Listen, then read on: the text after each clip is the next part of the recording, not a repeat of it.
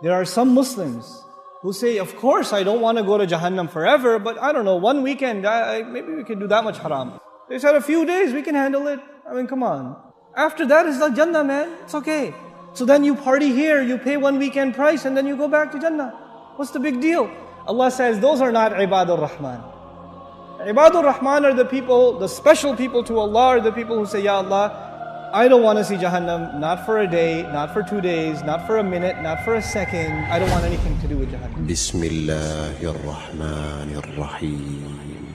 إذا ألقوا فيها سمعوا لها شهيقا وهي تفور تكاد تميز من الغيظ كلما ألقي فيها فوج سألهم خزنتها ألم يأتكم نذير قالوا بلى قد جاءنا نذير فكذبنا وقلنا ما نزل الله من شيء إن أنتم إلا في ضلال كبير وقالوا لو كنا نسمع أو نعقل ما كنا في أصحاب السعير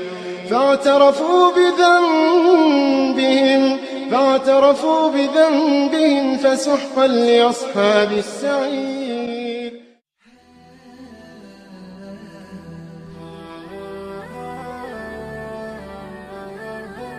I know it'll take a long time for me to explain this, but I want to take a minute or 5 minutes at least to explain this to you.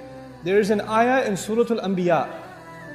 There's one ayah in Surah Al-Anbiya that describes the least punishment in Jahannam.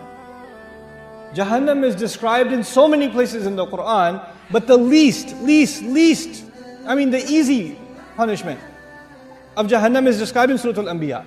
How easy is it? The person described has not tasted the fire. They have only tasted a breeze. You know, when you have a fire, it has a hot wind. The hot wind is called lafha with a lam. But the ayah doesn't use lafha. It says, وَلَئِن مَسَّتْهُمْ نَفْحَ with a noon. With a noon, it actually means a cool breeze, not a hot breeze.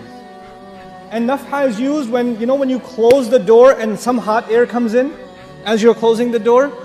That the air that comes in or goes out, that's called nafha. Allah says those people will taste a nafha, air. Not even inside Jahannam, where? Outside. They haven't even gone in yet.